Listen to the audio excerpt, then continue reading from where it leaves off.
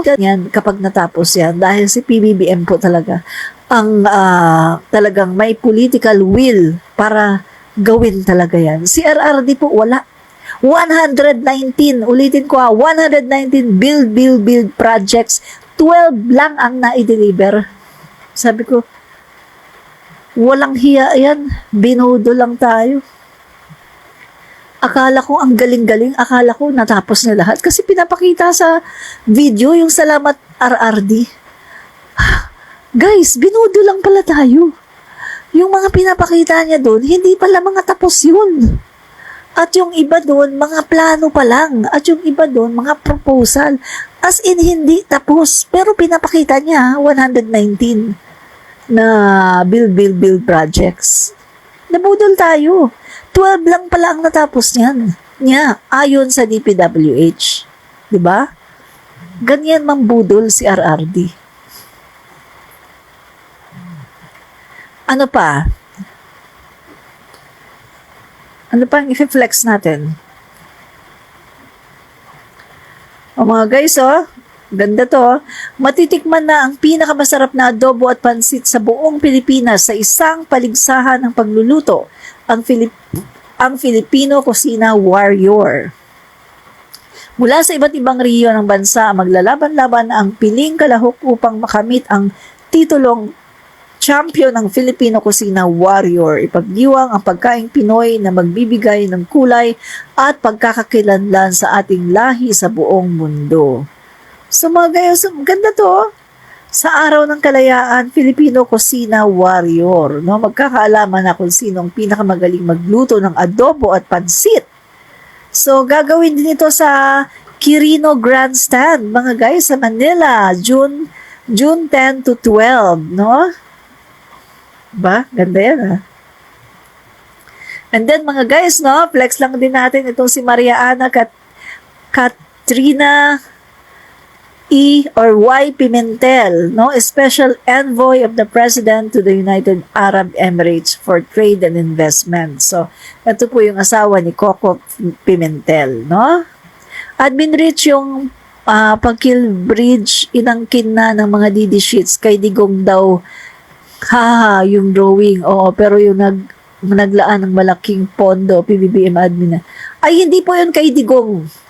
Isa po yun sa malaking proyekto, no, na si Digong dapat ang gumawa, no? Pero hindi po niya nagawa ni kahit isang poste, wala, no? Hindi po niya nagawa yun, mga kaibigan, no? Yung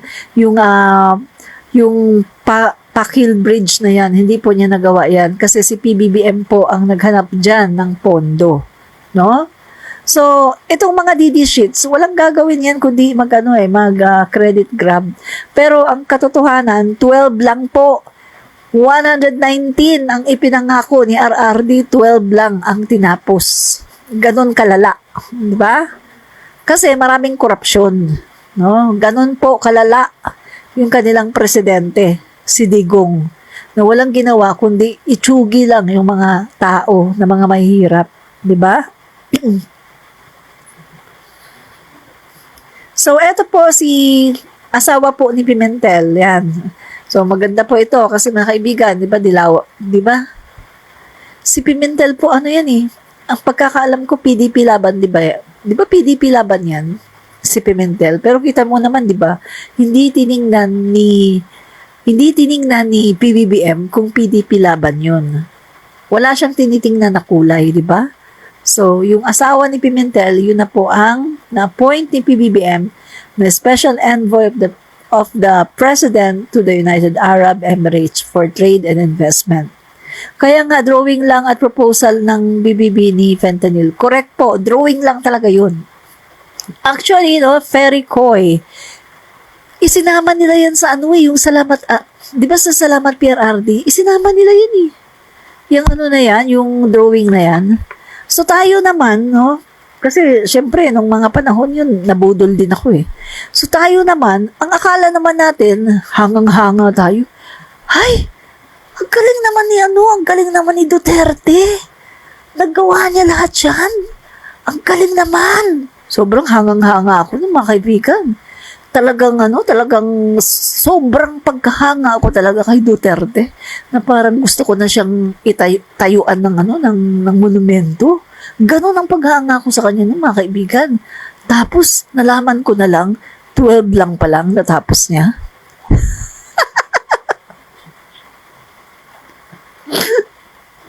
Diba? So bumagsak lahat. Lahat ng paghanga ko sa kanya, bumagsak eh. Sabi ko, ha? Ang daming pinakita doon sa salamat PRRD. Yung ginawa nila na nung pag-alis ni PRRD, di ba? Salamat PRRD. Gumawa sila ng parang tribute sa pag-alis ni PRRD. Pinakita lahat doon. Yung pala, mga drawing, mga plano, at yung iba mga proposal, yung iba naman mga miniature model pa lang. Ipinakita lahat doon. Ako naman, hangang-hanga naman ako. Yung pala nalaman ko, 12 lang pa lang natapos. 12 lang pa lang na i-deliver. Guys, dapat nga matapos na lahat yun kasi, di ba pandemic yun? Walang traffic sa kalsada. Walang traffic.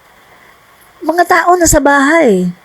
Kung titingnan mo, dapat natapos na lahat yun eh. Kasi kumbaga, walang interference eh. Walang mga magta-traffic, walang mga tao sa daan. 'Di ba? Dapat natapos na 'yun. Kasi yung mga tao during the time nasa lahat eh, nakatago lahat sa bahay kasi lockdown. Pero bakit hindi niya natapos? Tapos nag-iwan pa siya ng utang na 12.6 trillion na yung sa kanya doon mga guys ay, correct me if I'm wrong yung sa kanya lang. Parang mga nasa 5 to 6 trillion. Kanya lang yun. Sandali. Tingnan nga natin Tingnan natin. Nabanggit ni PBBM ay yung Mindanao Railways, naghahanap pa sila ng karagdagang pondo. Aangkinin na naman ni Digong, fanatic yan. Opo, narinig ko rin yun kay PBBM na yan nga yung mga proyekto na yan, mga malalaking proyekto yan sa Mindanao na hindi nagawa ni RRD. Hinahanapan ng Marcos administration ng pondo, no? So alam na natin yan na talagang aangkinin niya ng mga DD sheets. Kasi yan naman ang diyan magaling ang mga DD sheets sa pag-aangkin. Diba? Diyan sila magaling. Mang-angkin. Dali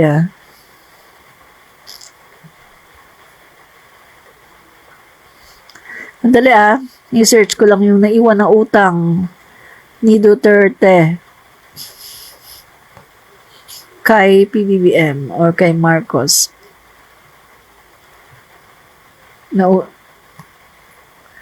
Ito. Ayan guys. Marcos Jr. nagmana ng 12.79 trilyong utang mula sa Duterte admin, no? So, tinapos ni Pangulong Rodrigo Duterte ang kanyang termino noong Hunyo na merong 12.79 trillion outstanding debt at ang national government. Ito habang nangako ang bagong administrasyon na uutang ng mas maliit, no? So, mga kaibigan, kay PBBM naman, walang problem kay PBBM, mga kaibigan, kasi si PBBM kasi, ang ginagawa ni PBBM, katulad nung pagpasok niya nung 2022, di ba umutang si PBBM? Nung mag-year end na mga guys, December, nagbayad siya. At doon sa pagbabayad ni PBBM, sobra. Yung ibang utang ni Duterte na cover. See? Kita nyo? So, pagka New Year, walang utang si PBBM. Nabayaran niya yung utang niya.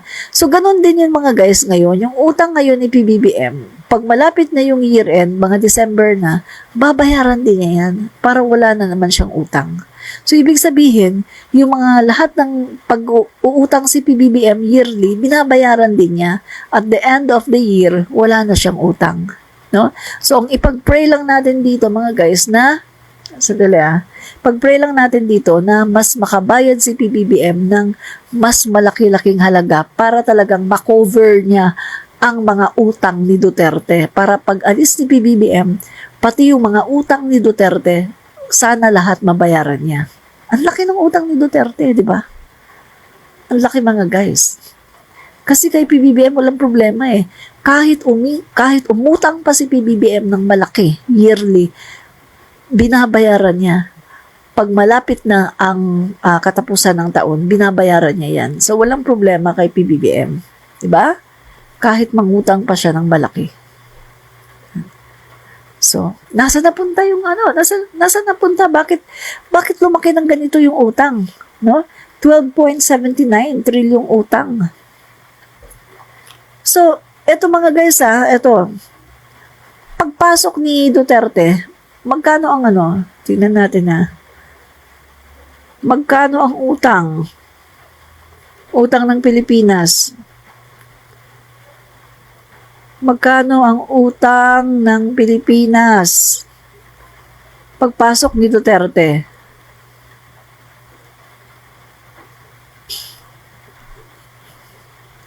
Tingnan natin Pambihira. Pati sa Google, pag tinatype ko yung Duterte, lumalabas Dutae.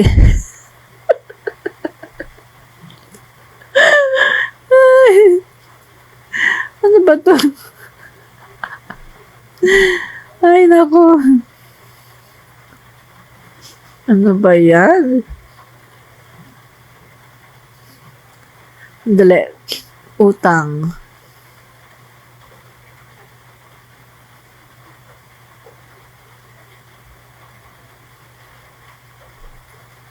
Okay, eto mga kaibigan, ang utang ng Pilipinas, no? Yung utang ng Pilipinas, pagbaba po ni President Aquino, no? 5.9 trillion. Pagbaba po ito ni President Aquino, 5.9 trillion. Ngayon, mga kaibigan, etong sa 5.9 trillion, kasama na po dyan yung from President Marcos Sr. President Marcos Sr., Cory Aquino, kasama na dyan, FBR, dyan na yan, and then kay Erap Estrada, kay Gloria Macapagal Arroyo, kay Pinoy. So, 6 na pangulo po yan, 6 na pangulo. Diyan sa 5.9 trillion, 6 na pangulo yan. 5.9 trillion lang 6 na pangulo Ngayon po, pag-alis po ni Duterte, magkano ang utang? 12.7. 12.7 yun, di ba? Yung binasa natin kanina, 12.7 ang utang. So, anong ibig sabihin yan? Magkano ang dinagdag niya? 5.9 lang ang utang. Pagkatapos pagbaba niya, naging 12.7 trillion. Ang laki. Ang laki ng nadagdag sa utang. Saan nilagay ni Duterte yan? Mga kaibigan. Saan niya nilagay yung mga utang na yan? Ba? Hindi naman niya lahat nabili ng vaccine yan kasi may mga vaccine na na binigay lang din. Kaya talagang totoo yung sinasabi na yung kurakot. Yung sinasabi noon ni Manny Pacquiao na kung corrupt yung Yellow administration, mas corrupt ang Duterte administration. At grabe ang corruption sa panahon ni Duterte. Yun yung sinasabi natin ni Manny Pacquiao. Grabe daw ang korupsyon sa panahon ni Duterte. Hindi lang tayo naniniwala. Kahit ako nga, hindi nga ako naniniwala nun Naggrabe ang korupsyon sa panahon ni Duterte. Kasi bulag pa ako nun. Di ba? Tama yung sinasabi mo, Ferico, Diyan nga lang yung 51 billion, 51 billion nga lang ni Pulong Duterte. Grabe na yun di ba? Sobra, di ba, mga kaibigan? Kaya, ito mga guys, Gugustuhin niyo pa ba na magkaroon ulit ng Duterte na Pangulo na walang gagawin kundi mangutang ng mangutang? Pagkatapos wala naman masyadong na-deliver. Build, 119 projects. 12 lang ang na-deliver. Pagkatapos ang laki ng utang mo. Di ba? Si Pangulong Marcos nga senior Magkano lang ba ang budget ni Pangulong Marcos Sr.? Wala pang 500 billion. Nasa 400 plus lang. Wala pang 500 billion ang budget ni Pangulong Marcos Sr. 20 years yun. Pero kita mo pagbaba niya, grabe yung mga infrastructures, grabe yung mga eskwelahan, yung mga magagandang buildings, mga hospitals. Grabe yung na-deliver ni President Marcos Sr. Kaya, kung marirealize mo, isipin mo President Marcos Sr. nakapag-deliver siya ng ganun. Tapos, wala pang 500 billion ang kanyang budget. Samantalang si Duterte, may utang pa na iniwan pagkatapos wala masyado. Hindi niya natapos, wala kahit nga lang sabihin na 30% man lang ng build program niya, hindi niya na-deliver. 119! 12 lang na-deliver. Oh. Diba mga guys? No way na sa Duterte, mga duwag, bobo, kurakot, makachina, at totoong pamilyang bangag. Correct! O mga guys, meron pa ngayong meron ngayong nagsisirculate sa social media. Nakita niyo na ba yun?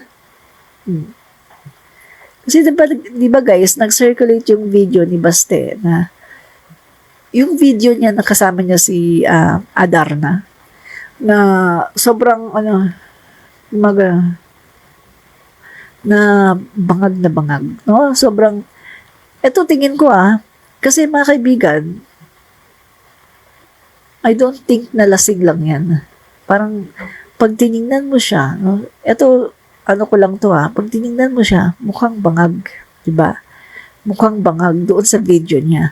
Pagkatapos, meron pang lumabas na picture na siya ay nagpupulburon.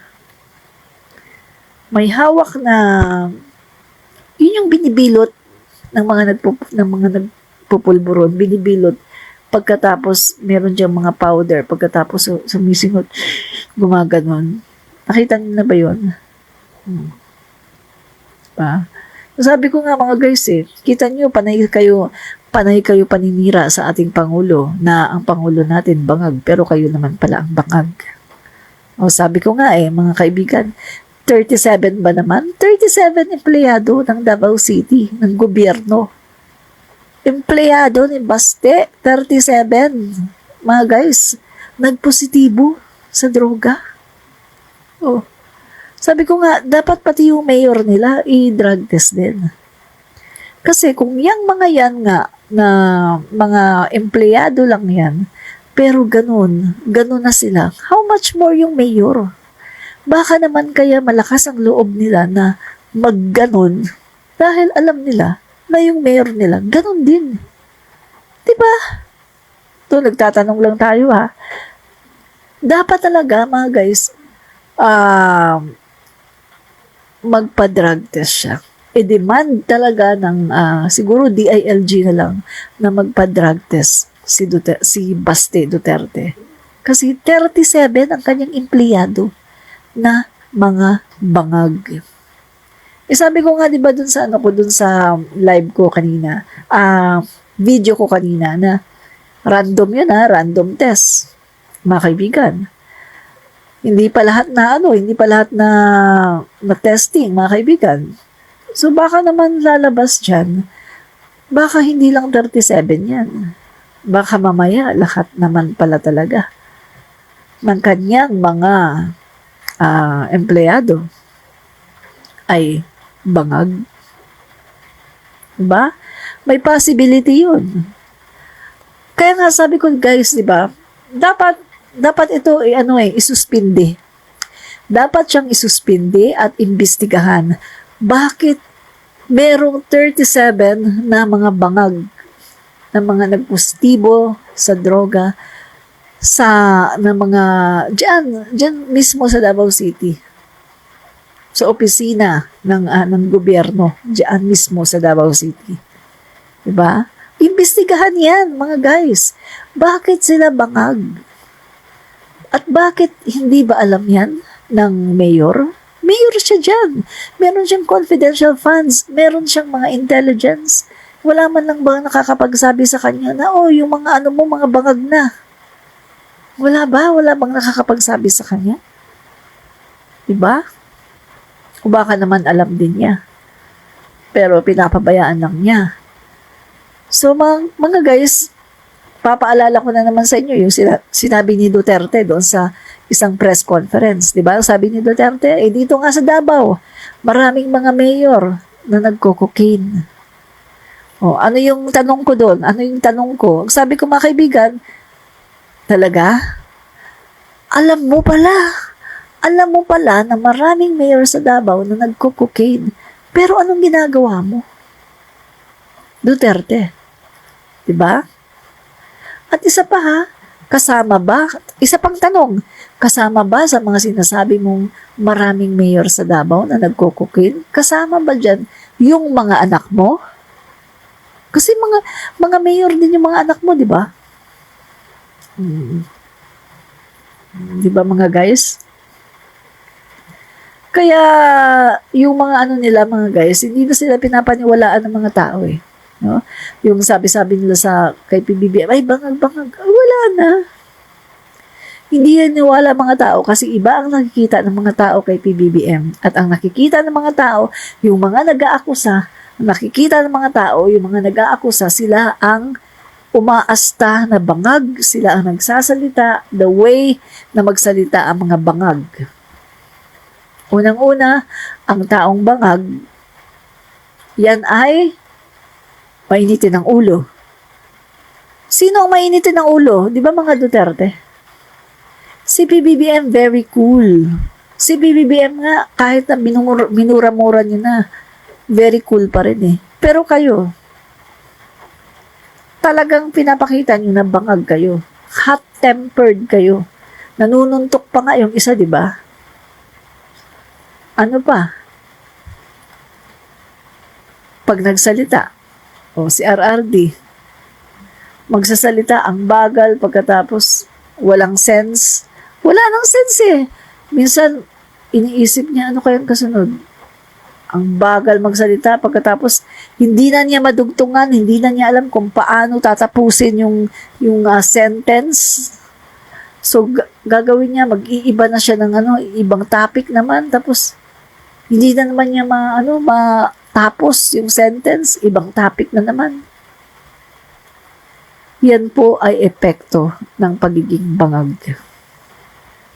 Ha? So kung titingnan natin, lahat ng sinasabi nila na pagbibintang na bangag si PBBM, boomerang sa kanila. Nagbubumerang sa kanila. Lahat ng mga ebidensya sa kanila po pumupunta. Yung pagiging bangag, yung pagiging lango sa pulburon, nasa kanila lahat ng manifestation ang pagiging bangag. Ang Pangulo natin, wala po kahit isang manifestation na siya ay bangag. Napakatalino, napakagaling mag-isip, napakagaling mag-strategize, at mapagmahal sa mga Pilipino, hindi marunong tsumugi. Diba? Isa yan sa ang tao po na normal ang pag-iisip, hindi marunong tsumugi. Pero kung hindi normal ang pag-iisip mo, ikaw ay bangag. At tsugi-tsugi ka na lang. O Duterte, ilan ang natsugi? Ang dami, di ba? War on drugs. Order niya yun. So, kitang-kita mga guys.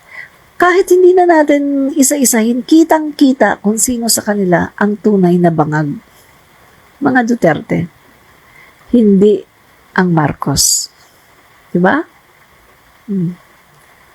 Tapos, sino ba yung Pangulo na walang concern sa mga Filipino. Duterte. Diba? Sabi niya, ay, bigay niyo na lang yan. Okay, maging ano na tayo, province of China. Maganda yung China. Kung babae nga lang ang China, liligawan ko yan. Sabi niya, maganda ang China, maraming pera.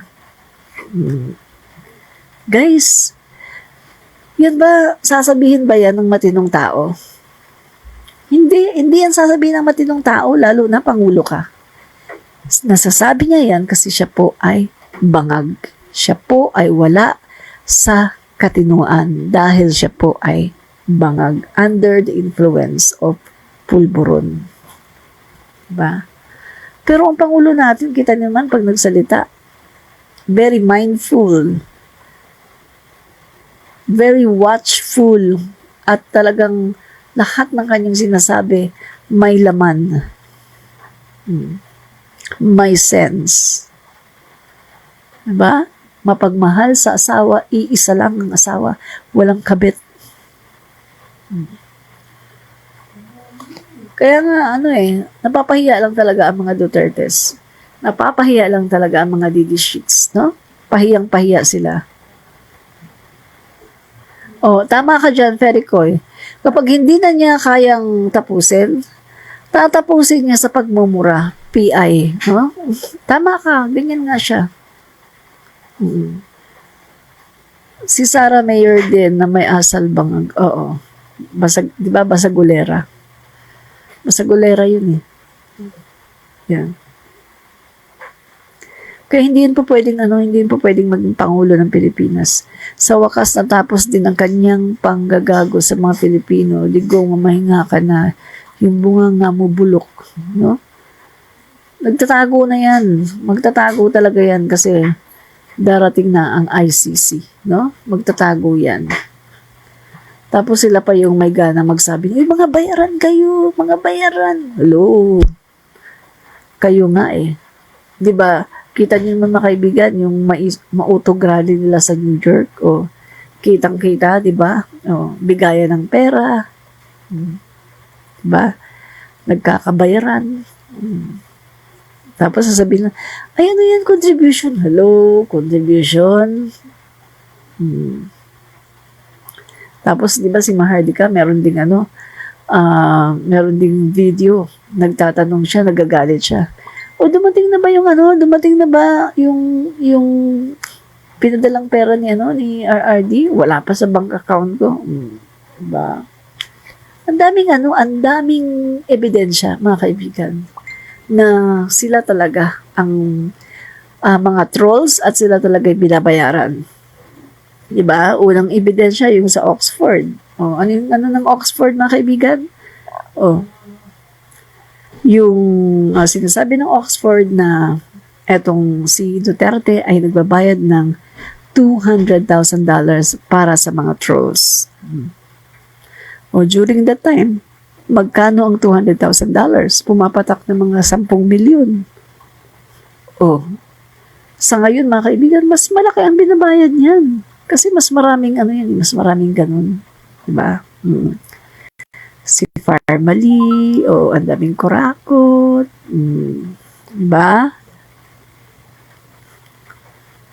Kaya yung mga yan, hindi yan pwedeng magmalaki ang mga yan. Kita nyo mga kaibigan, kahit anong gawin nila kay PBBM na pagpapabagsak, wala. Hindi nila mapapabagsak ang Pangulo natin.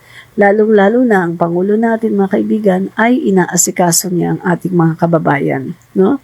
Talagang hindi pinapabayaan ng ating Pangulo ang ating mga kababayan at pinupuntahan talaga niya. Mga liblib na mga lugar, mga kaibigan, pumupunta ang Pangulo natin at naghahatid ng tulong.